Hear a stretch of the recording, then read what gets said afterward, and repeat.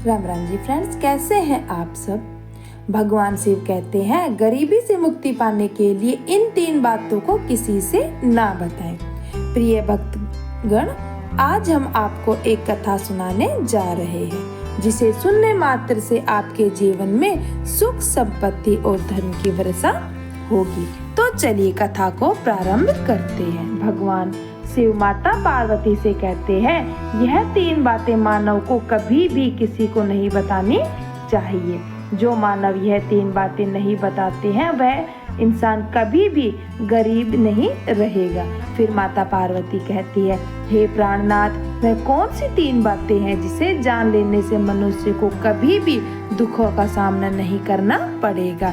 फिर भगवान शिव कहते हैं, हे देवी, आज मैं पृथ्वी लोक पर एक सन्यासी का रूप धारण करके यह 3 बातें बताने जा रहा हूँ। कृपया आप इन बातों को ध्यान से सुने। अगर आप यह कहानी सुन रहे हैं तो पूरा सुने। इस कथा को आधा अधूरा नहीं छोड़ना चाहिए, इसलिए इस कथा को पूरा सुने। आप पर भोलेनाथ की कृपा सदैव बनी रहे।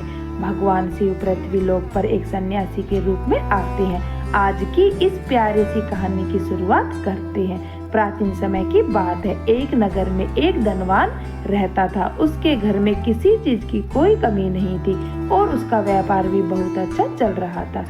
उसकी पत्नी भी बहुत खुश रहती थी क्योंकि सेठ हर महीने उसके लिए नए नए गहने खरीदता था और उसे बहुत प्रसन्न रखता था।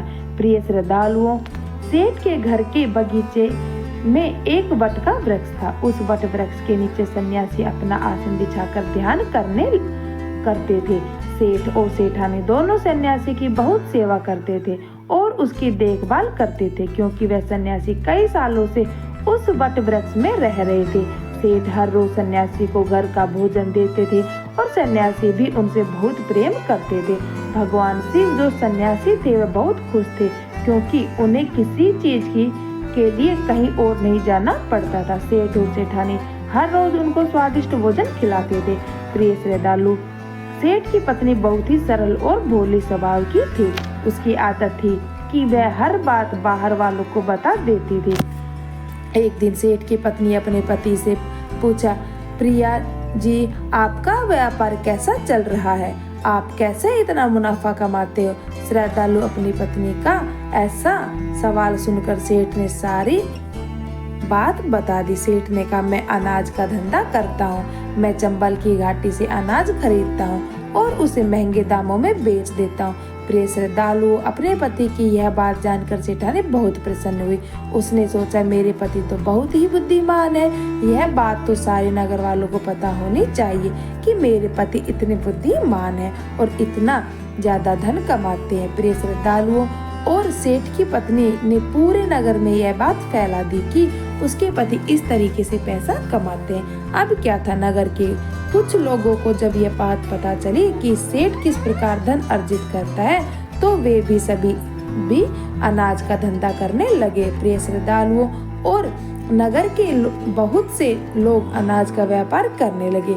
सेठ जो पहले कम दाम में अनाज खरीदता था, अब वही अनाज महंगे दामों में बिकने लगा था। सेठ का धंधा थोड़ा कम चलने लगा, उसे मुनाफा नहीं होता और धीरे धीरे वह गरीब होता जाता है। सेठ का पूरा धंधा बैठ जाता है। यह देखकर वह बहुत चिंतित और दुखी हो जाता है। प्रिय श्रद्धालुओं, एक दिन की बात है। सेठ अपने व्यापार की परेशानी से तंग आकर बगीचे में बैठा था।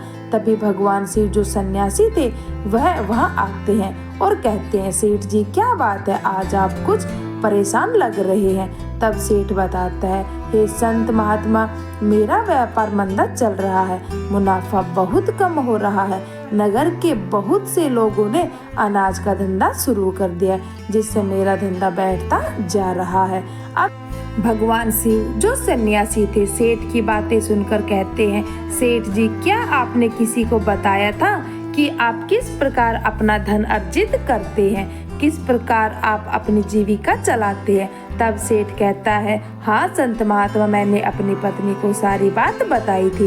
वह मुझसे पूछ रही थी कि आप इतना धन कैसे कमाते हैं। तब मैंने उसे बताया था कि मैं अनाज का व्यापार करके धन अर्जित करता हूँ। प्रिय श्रद्धालुओं और सन्यासी को सारी बात समझ में आ जाती है। सन्यासी कहते हैं, सेठ जी आपने बहुत बड़ी गलती कर दी है। आपको सेठानी जी से यह बातें नहीं करनी चाहिए थी। आज मैं आपको एक कहानी सुनाता हूँ और इस कहानी के माध्यम से बताऊंगा कि चाहे कितने भी करीबी इंसान हो, यह 3 बातें कभी किसी को नहीं बतानी चाहिए।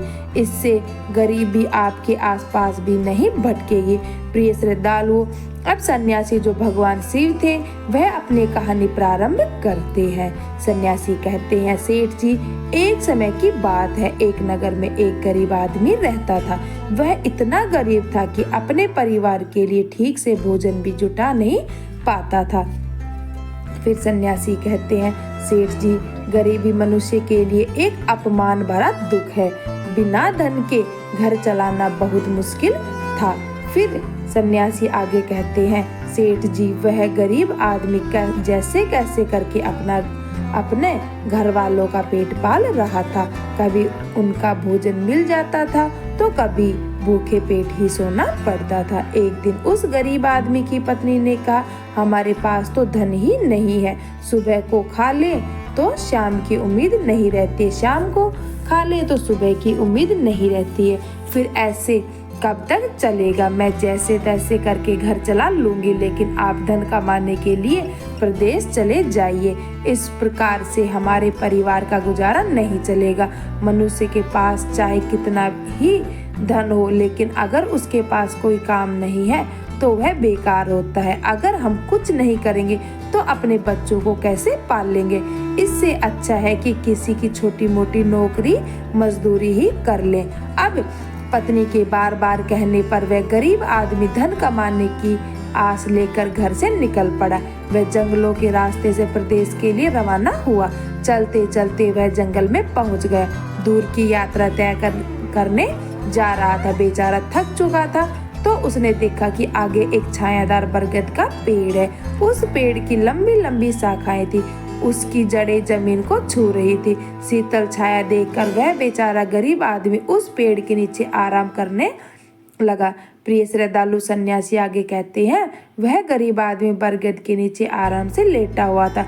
तभी उसने देखा कि कहीं से एक सांप आया और वह सांप इस पेड़ पर चढ़ गया। गरीब आदमी उस सांप को गौर से देख रहा था। सोचने लगा कि यह सांप इस बरगद पर क्यों चढ़ रहा है और अब क्या करेगा। तभी उसने देखा कि उस पेड़ के डाल पर तोता और मैना का घोंसला था। घोंसले में तोता और मैना के बच्चे रखे हुए थे। सांप को देखकर तोता और मैना के बच्चे डर के मारे चिल्लाने लगे। वह गरीब आदमी देखते ही समझ गया कि यह दुष्ट सांप इन बच्चों को खाने आया है। सोचने लगा कि मैंने तो इन बच्चों को देख लिया है, अगर अब नहीं बचाता हूँ तो मुझे बहुत पाप लगेगा। बच्चे तो बच्चे ही होते हैं, चाहे वह इंसान के हो या किसी पक्षी के। बच्चों की हमेशा रक्षा करनी चाहिए। उधर एक सर्प बच्चों के पास पहुंच जाता है। तभी वह गरीब आदमी उठता है और फटाफट बरगद के पेड़ पर चढ़ जाता है। उसने उस सांप को मार गिराया और नीचे फेंक दिया। फिर उसी बरगद के नीचे आकर लेट गया। तोता और मैना के बच्चे अपनी रक्षा करने वाले उस आदमी को मन ही मन बहुत दुआएं देने लगे। श्रद्धालु इस समय तोता और मैना अपने बच्चों के पास आते हैं। अपने माता पिता को पास आया देख तोता और मैना के बच्चे बहुत खुश होते हैं और उन्हें पूरी घटना बताते हैं। फिर आज इस वृक्ष के नीचे जो इंसान लेटा है वह हमारे लिए देवदूत बनकर आया है। हमें खाने के लिए एक भयंकर सर्प आया था। इसी इंसान ने उस भयानक सर्प को मारकर हमारे प्राण बचाए हैं। हम इनके ऋणी हो गए हैं। अगर यह इंसान उस सर्प को नहीं मारता तो आज हम घोंसले में जीवित ही नहीं बचे होते।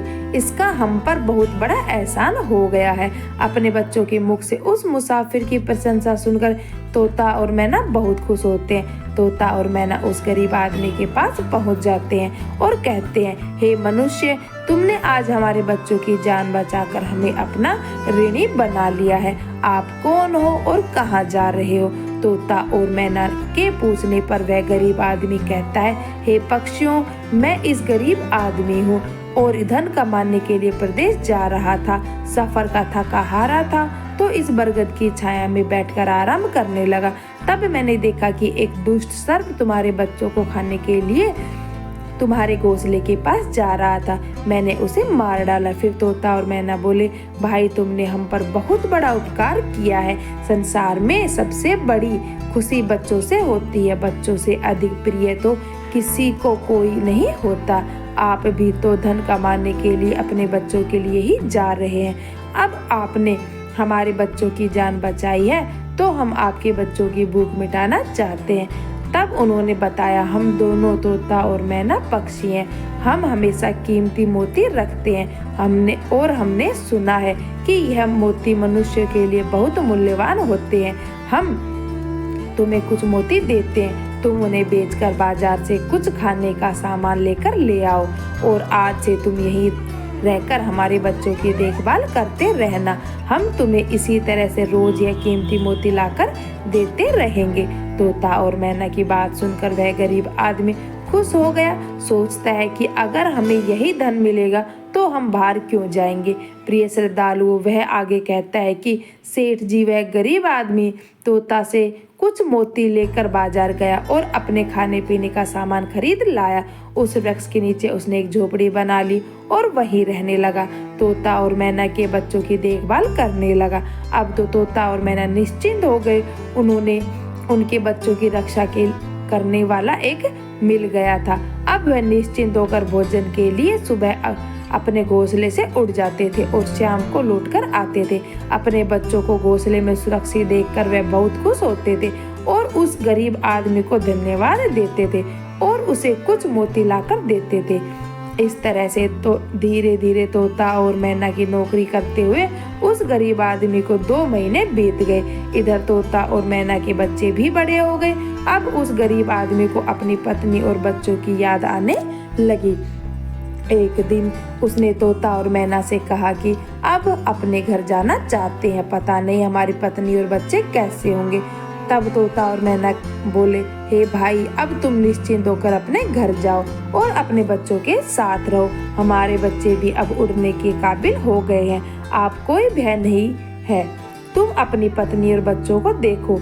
कभी तुम्हें हमसे मिलने का मन हो तो इसी स्थान पर आ जाना। श्रद्धालु इतना कहकर तोता और मैना उस गरीब आदमी को ढेर सारे मोती दे देते हैं। अब वह गरीब व्यक्ति उन मोतियों को लेकर अपने साथ अपने घर पर पहुंच जाता है। उसने वह मोती अपनी पत्नी को दिखाए तो उसकी पत्नी बहुत प्रसन्न हुई। उसने पूछा, पति देव, तुम ये कीमती मोती कहाँ से लेकर आए हो?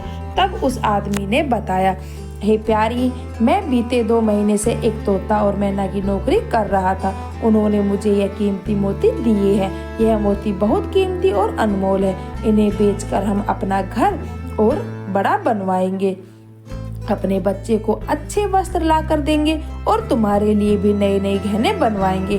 प्रिय श्रद्धालु, भगवान शिव सन्यासी रूप में कहते हैं, सेठ जी, अब वह आदमी उन मोतियों को बेचकर बाजार से अपने घर का सारा जरूरी सामान लेकर आया और अपना नया घर बनवाने लगा और वह आराम की जिंदगी जीने लगा।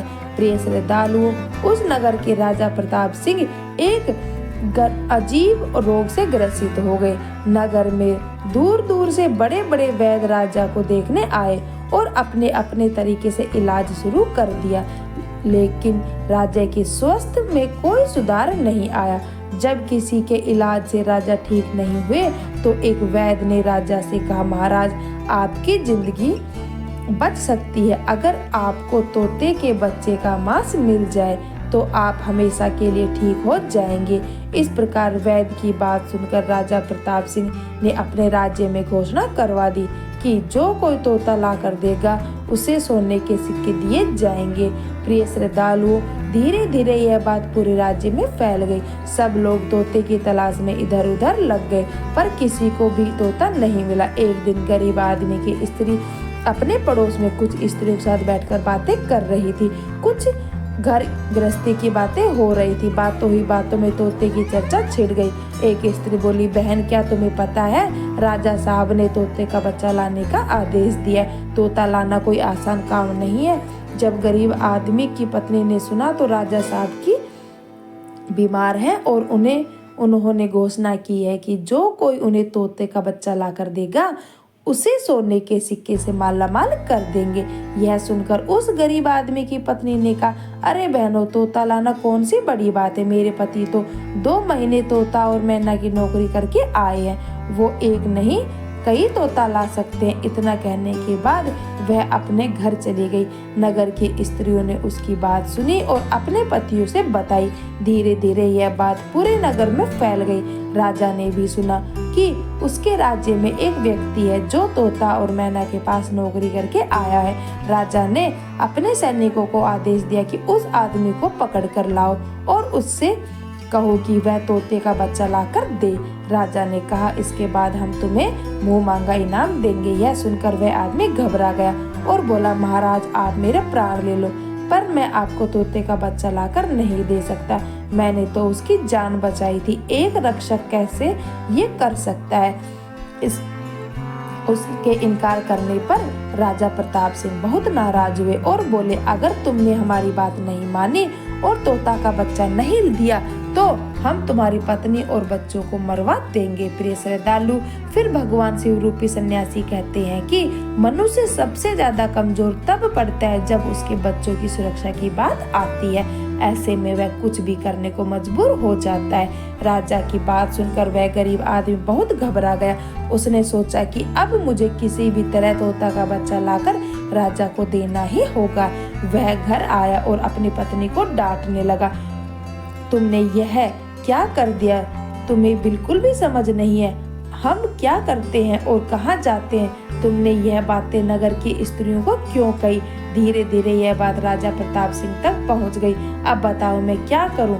जिन तोता और मैना ने हमें घर को भोजन, रहने को नया घर और पहनने को नए अच्छे वस्त्र दिए, मैं उनके साथ गद्दारी कैसे कर सकता हूँ? तुमने यह बात उन महिलाओं को बताकर बहुत बड़ी भूल की है।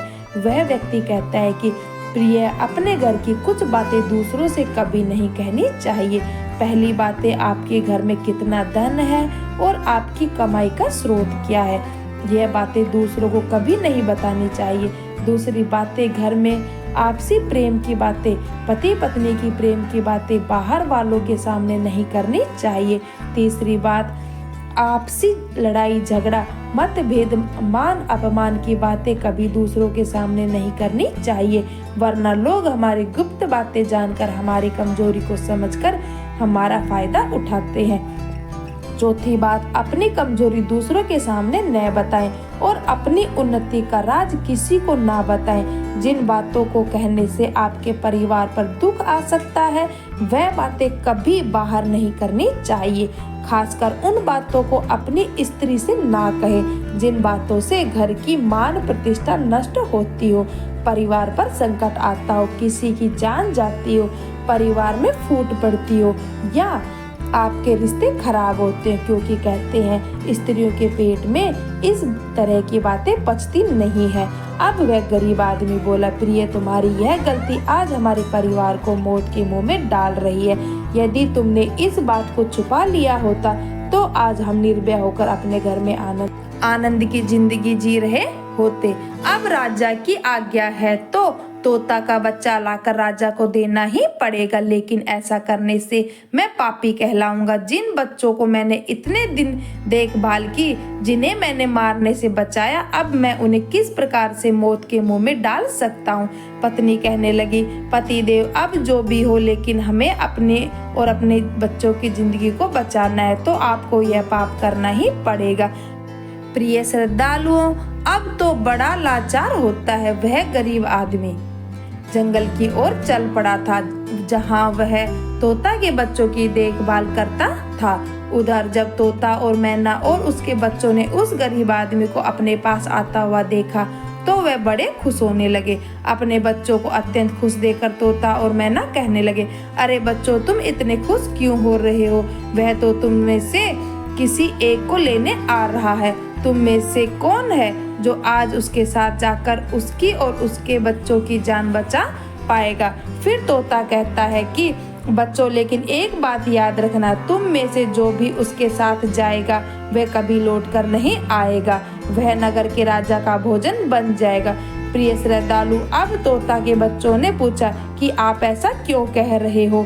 तोता बताता है कि बच्चों, यहाँ का राजा बीमार पड़ गया है और वैद्य ने उसे तोता के बच्चे का मांस खाने को कहा है, इसलिए तुम में से किसी एक को वह लेने आया है। यदि तुम में से कोई उसके साथ जाने को तैयार है तो वह जा सकता है।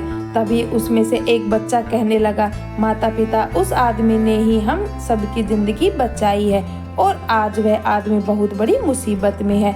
ऐसे में हमें उसकी मदद करनी चाहिए, चाहे हमारी जान ही क्यों ना चली जाए, लेकिन हम उसके साथ जरूर जाएंगे। उधर वह आदमी उस बरगद के वृक्ष के नीचे आता है और तोता और मैना से अपना दुख बताता है। तब तोता मैना कहते हैं,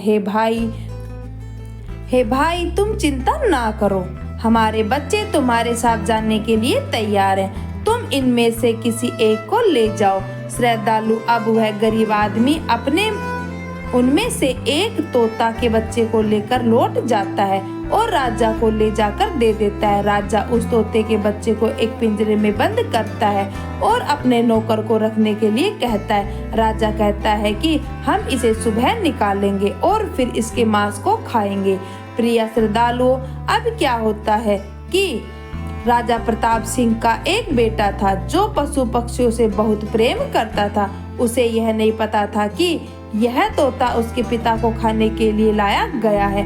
वह अपने मित्रों के साथ उसी जगह पर खेल रहा था जहां तोते का बच्चा पिंजरे में कैद था। राजकुमार ने जब एक सुंदर तोते को पिंजरे में बंद देखा तो वह उसके साथ खेलने लगा। तभी राजकुमार का एक मित्र कहता है, मित्र, तुम इस पक्षी को बाहर निकालो, यह कितना सुंदर तोता है। पिंजरे में इसका रहना बिल्कुल भी सही नहीं है, हम इसे आजाद कर देते हैं। अपने मित्र की बात सुनने के बाद राजकुमार ने उस तोते के बच्चे को पिंजरे से बाहर निकाल दिया। जैसे ही पिंजरा खोला, बच्चा आकाश में उड़ जाता है। धीरे धीरे यह बात राजा तक पहुंची कि आपके राजकुमार ने उस तोते को छोड़ दिया है, अब आपके प्राण बचना बहुत ही मुश्किल है। यह सुनकर राजा को बहुत गुस्सा आया। उन्होंने तुरंत राजकुमार को बुलवाया और गुस्से में कहा, अरे नादान पुत्र, तूने उस तोते के बच्चे को क्यों छोड़ दिया। राजकुमार बहुत घबरा गया और बोला, पिताजी, मुझे क्या पता था कि वह उड़ जाएगा, मैं तो उसके साथ खेलना चाहता था। अपने पुत्र की यह बात सुनकर राजा को और भी गुस्सा आया। उन्होंने उसे नगर से निकालने का आदेश दे दिया। प्रिय श्रद्धालु, अब राजा के सैनिक राजकुमार को नगर की सीमा के बाहर छोड़ देते हैं। उधर वह तोते का बच्चा अपने माता पिता के पास पहुंचता है और उन्हें सारी बात बताता है कि राजा के बेटे ने उसे आजाद कर दिया है। तोता और मैना ने जब अपने बच्चे को देखा तो कहा, पुत्र, राजा के बेटे ने तुम्हें तो आजाद कर दिया, लेकिन वह खुद संकट में फंस गया है। उसके दुष्ट पिता ने उसे नगर से बाहर निकाल दिया है। अब उसकी जिंदगी की जिम्मेदारी तुम्हारे ऊपर है। तुम जाओ और उसकी मदद करो। प्रिय श्रद्धालु, तोता राजकुमार की मदद करने के लिए उसके पास पहुंचता है। राजकुमार उसे देखते ही पहचान लेता है, यह तो वही पक्षी है जिसे मैंने पिंजरे से आजाद किया था। राजकुमार कहता है, तुम्हारी वजह से मुझे मेरे पिता ने नगर से बाहर निकाल दिया है, अब तुम ही बताओ मैं क्या करूं, कहाँ जाऊं। तोता कहता है, मित्र, तुम चिंता मत करो, तुमने मेरी जान बचाई थी, इसलिए मैं तुम्हारी मदद करने के लिए आया हूँ। तुमने मेरी जान बचाई थी, इसलिए मैं तुम्हारी मदद करने को आया हूँ। दुख और सुख में अब मैं तुम्हारे साथ ही रहूंगा। श्रद्धालुओं, अब राजकुमार खुश हो जाता है क्योंकि उसे कम से कम एक साथी तो मिल ही गया था। अब तोता और राजकुमार दोनों एक दूसरे के साथ नगर में घूमने लगते। चलते चलते भी दोनों एक सुंदर बगीचे में पहुंच जाते हैं। इस बगीचे में वहां के राजा की पुत्री भी अपनी सहेलियों के साथ घूमने आया करती थी। उस राज्य के राजा की कन्या का नाम रूपमती था। राजकुमारी रूपमती बहुत ही सुंदर थी और उसकी खूबसूरती की चर्चा पूरे नगर में होती थी। राजकुमार और तोता उस बगीचे में बैठे हुए थे। तभी वहां राजा की कन्या रूपमती अपनी सहेलियों के साथ बगीचे में घूमने आती है। राजकुमारी को देखकर राजकुमार वृक्ष के पीछे छुप जाता है और तोता राजकुमारी के सामने पहुंच जाता है। राजकुमारी उस सुंदर तोता को देखकर मोहित हो जाती है। वह उसे पकड़ना चाहती है लेकिन तोता उसकी पकड़ में नहीं आता है। यहाँ राजकुमार राजकुमारी रूपमती की सुंदरता पर मोहित हो जाता है। प्रिय श्रद्धालु, कुछ समय बगीचे में टहलने के बाद राजकुमारी अपने महल में लौट जाती है। राजकुमार पूरी तरह से राजकुमारी पर मोहित हो गया था। अब तो उसे एक पल भी अच्छा नहीं लग रहा था। तब तोते ने कहा, मित्र तुम चिंता मत करो, तुम जिसे चाहने लगे हो मैं तुम्हें उसे मिलवा कर दूंगा। राजकुमार बोला, मित्र तुम मुझे किसी भी तरह उस राजकुमारी से मिलवा दो, मैं उसके बिना अब नहीं रह पाऊंगा। तोता बोला, मित्र तुम मुझ पर भरोसा रखो, मैं पता लगा कर आता हूँ कि राजकुमारी कहाँ रहती है और तुम उसे कैसे मिल सकते हो। प्रिय श्रद्धालुओं, अब तोता राजकुमारी रूपमती के पास जाता है। राजकुमारी के महल के चारों तरफ सैनिक तैनात थे, लेकिन तोता उड़ता हुआ ऊपर से जाता है और जाकर राजकुमारी के कक्ष के बाहर बैठ जाता है। तोता वहां से सब नजारा देख रहा होता है और सारी बात आकर राजकुमार को बताता है कि महल में जाकर राजकुमारी से मिलना बहुत मुश्किल है। तोता कहता है, तुम एक काम करो, अपना रुमाल मुझे दे दो, मैं तुम्हारा रुमाल जाकर राजकुमारी के पास पहुंचा दूंगा और उसकी चुनरी ले आऊंगा। प्रिय श्रद्धालु, अब रात में तोता राजकुमार का रुमाल लेकर राजकुमारी के पास रख आता है और राजकुमारी की चुनरी साथ ले आता है। सुबह जब राजकुमारी रूपमती जागती है तो देखती है कि उसकी चुनरी गायब है और उसके पास ही कमल रखा हुआ है। राजकुमारी तुरंत समझ जाती है कि रात में कोई पुरुष उसके कक्ष में आया था। उसने देखा कि उसकी चुनरी गायब है और उसकी जगह किसी पुरुष का रुमाल रखा हुआ है। राजकुमारी बहुत व्याकुल हो जाती है और अपने सभी सिपाहियों को सावधान कर देती है। वह सिपाहियों से पूछती है कि रात में उसके पास कौन आया था, लेकिन किसी के पास कोई जवाब नहीं था। अब राजकुमारी के कक्ष की सुरक्षा और बढ़ा दी जाती है। प्रिय श्रद्धालुओं, रात में फिर से तोता राजकुमारी के कक्ष में जाता है और अपने मित्र द्वारा लिखी हुई चिट्ठी को राजकुमारी के पास रख आता है। अगले दिन जब राजकुमारी जागती है और चिट्ठी पढ़ती है तो उसमें लिखा होता है कि राजकुमारी, मैंने जब से तुम्हें देखा है तब से मैं तुम्हारा हो गया हूँ। मैं तुमसे विवाह करना चाहता हूँ। अगर तुम्हें मुझसे मिलना है तो तुम अपने बगीचे में आ जाना, मैं तुम्हें वहां मिल जाऊंगा। अब राजकुमारी अपनी सहेलियों को लेकर बगीचे में जाती है, लेकिन वहां उसे कोई पुरुष नजर नहीं आता। वहां तो सिर्फ वही तोता घूम रहा होता है जिसे उसने उस दिन देखा था। तोता राजकुमारी से कहता है, राजकुमारी तुम जिसे देख रही हो मैं तुम्हें उससे मिलवा सकता हूँ, लेकिन पहले तुम मुझे वचन दो कि तुम यह बात अपने पिता से नहीं कहोगी और मेरे मित्र को बंदी नहीं बनवाओगी। राजकुमारी ने वचन दिया कि वह उसे बंदी नहीं बनवाएगी। मुझे उससे मिलाओ, मैं उसे देखना चाहती हूँ कि वह कौन है जो इतनी सख्त पहरे के बावजूद भी मेरे कक्ष में पहुँच गया। वह तोता ने अपने मित्र राजकुमार को बुलाया। श्रद्धालुओं, राजकुमार को देखने के में बहुत ही सुंदर था। उसकी सूरत देखकर राजकुमारी भी उस पर मोहित हो गई।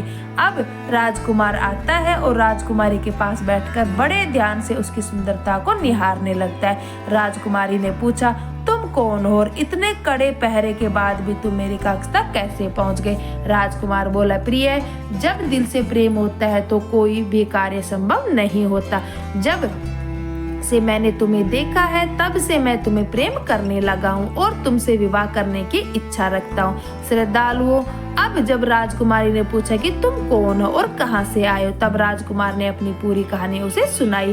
राजकुमार की कहानी सुनने के बाद राजकुमारी के मन में उसके लिए सहानुभूति हो गई। अब तो रोजाना राजकुमारी रूपमती उस राजकुमार से मिलने उस बगीचे में आया करती थी।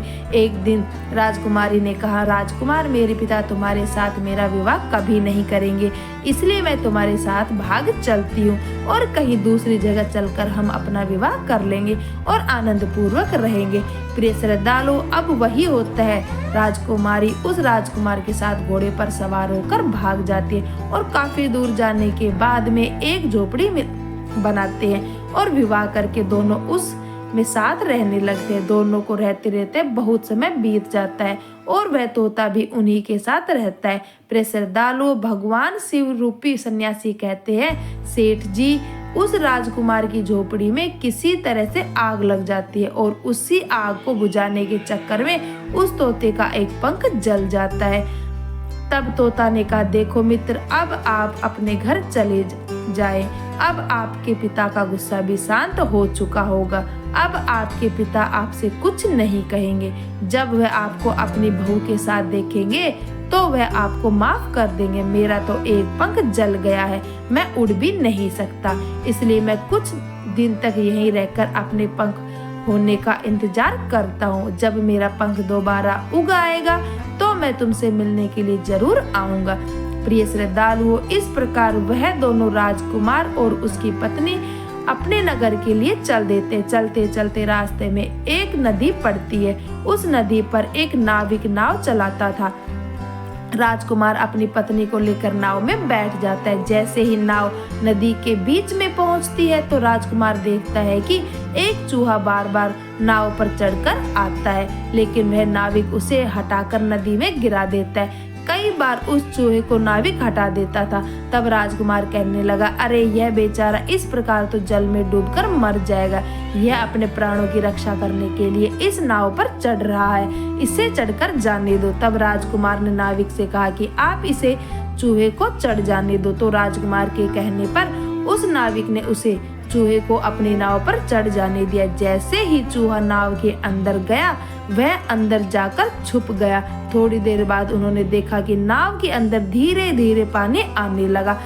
प्रिय श्रद्धालुओं, इस चूहे ने नाव को काटकर उसमें छेद कर दिया था, जिससे नाव में पानी भरने लगा। जब नाव में पानी भरने लगा तो नाव पानी में डूबने लगी। धीरे धीरे जब नाव पूरी तरह डूब गई तो इस समय राजकुमारी और राजकुमार पानी में बहने लगे। पानी में बहने से राजकुमार बहुत दूर पहुंच गया और राजकुमारी भी उसी पानी में बहती हुई राजा की बगीचे में जा पहुंची। बगीचे में रहने वाला माली जब राजकुमारी को बेहोश अवस्था में नदी के किनारे पड़े देखता है तो वह जाकर राजा को यह खबर देता है। राजा जब सुंदर लड़की को देखता है तो वह उस पर मोहित हो जाता है और सुंदर राजकुमारी को देखकर उसे अपने महल में ले जाता है और राज्य वैद्य से उसका इलाज करवाता है। श्रद्धालुओं, कुछ समय बीतने के बाद जब राजकुमारी ठीक हो जाती है तो एक दिन वह देखती है कि राजा उसके करीब खड़ा है। राजा ने पहले तो राजकुमारी रूपमती के चेहरे को निहार रखा था, अब वह राजकुमारी से विवाह करना चाहता था। राजा कहने लगा, हे राजकुमारी, तुम्हारा भी इस दुनिया में कोई नहीं है। अब तुम हमारी पत्नी बन जाओ, तुम हमारी रानी बन जाओ और हमारे महलों में बड़े आराम के साथ रहो। प्रिय श्रद्धालु, राजकुमारी रूपमती बहुत ही बुद्धिमान थी। उसने अपने मन में विचार किया कि यदि वह इस समय राजा को विवाह करने से मना करती है तो राजा उसके साथ जबरदस्ती करेगा। इसलिए उसने राजा से कुछ दिनों के लिए समय मांग लिया। रूपमती बोली, राजा साहब, थोड़े दिन ठहर जाओ, उसके बाद मैं तुमसे विवाह कर लूंगी। अब वह इस राजा के महल में रहने लगी और गरीब असहाय लोगों को भोजन करवाने लगी। श्रद्धालु, उधर जब क्या होता है, उसका जो पति था राजकुमार जो पानी में बह गया था, वह बेचारा मुसीबत का मारा उधर इधर घूमता हुआ उसी जगह पर भोजन की तलाश में पहुंच जाता है जहां राजकुमारी गरीबों को भोजन कराती थी। वहीं राजकुमार भी पहुंच गया। राजकुमारी ने उसे देखते ही पहचान लिया और उसकी आंखों में आंसू आ गए। राजकुमारी ने राजकुमार को एकांत में बुलाया और सारी बात बताई। उसने कहा, हे स्वामी, आप यहाँ आराम से रहिए और इसी राजा की नौकरी कीजिए। जब हमें मौका मिलेगा तब हम यहाँ से भाग चलेंगे। श्रद्धालु राजकुमार उसकी बात से सहमत हो गया और राजा का नौकर बनकर महल में रहने लगा। वह राजकुमारी रूपमती की सहायता करने लगा और गरीबों को भोजन परोसने लगा। लेकिन राजा को यह नहीं पता था कि राजकुमार उसका पति है। राजा तो उसे अपना नौकर समझता था। प्रिय श्रद्धालु, इसी प्रकार राजकुमारी रूपमती राजकुमार के साथ पक्षियों को दाना चुगाती थी। एक दिन वह तोता राजकुमारी के यहाँ दाना चुगने आया। अब उसके नए पंख निकल आए थे। जब उसने दाना चुगा तो राजकुमार और राजकुमारी को पहचान लिया। राजकुमारी ने तोता को देखकर उसकी आंखों में आंसू झलक आए। उन्होंने तोता को पूरी कहानी सुनाई। फिर वह इस प्रकार से यहाँ फंस चुके हैं और राजा को भी नहीं पता कि वह पति पत्नी है। तब तोता कहने लगा, हे राजकुमार, आप चिंता मत करो, आज रात राजा की सभी सैनिक सो जाएंगे, तब हम तुम्हें यहाँ से निकालकर तुम्हारे पिता के घर पहुँचा देंगे। प्रिय श्रद्धालुओं, वही हुआ जो होना था। जब रात होती है तो राजा के सभी सिपाही गहरी नींद में सो जाते हैं। जब सभी सैनिक सो गए तो इस समय राजकुमारी और राजकुमार महल से निकल पड़े। रात के अंधेरे में वे राजकुमार अपने पिता प्रताप सिंह के राज्य में पहुंच गया। राजकुमार अपनी पत्नी को साथ लेकर अपने पिता के पास पहुंचा। उन्होंने देखकर राजकुमार का पिता बहुत प्रसन्न हुआ। उसे अपनी करनी पर पश्चाताप हुआ कि उसने अपने पुत्र को नगर से निकालकर बहुत बुरा किया। वह बार बार अपने पुत्र से क्षमा मांगता है। तब राजकुमार ने बताया कि पिताजी, मेरी रक्षा इस तोते ने की जिसे आप मारकर खाना चाहते थे। मेरे प्राण बचाए हैं और मुझे शत्रुओं से छुटकारा भी दिलाया है। राजकुमार के मुख से तोते की बात सुनकर जब राजा बहुत प्रसन्न हुआ और उसी दिन से राजा ने प्रण लिया कि आज से हमारे राज्य में कोई भी पशु पक्षियों को नहीं मारेगा और सभी लोग उनका ध्यान देंगे। प्रिय श्रद्धालुओं, इतनी कहानी सन्यासी सेठ जी को सुनाते हैं और बताते हैं कि सेठ जी जिस प्रकार कुछ बातें बताने पर जीवन में घोर संकट आ सकता है, इसलिए ये बातें किसी को भी नहीं बतानी चाहिए। जैसे आपने अपनी पत्नी को बताया कि आप किस प्रकार धन अर्जित करते हैं और आज आपका व्यापार खतरे में आ गया है। प्रिय श्रद्धालुओं, उसे अपनी गलती का एहसास होता है और वह अपनी गलती को सुधारने का प्रयास करता है।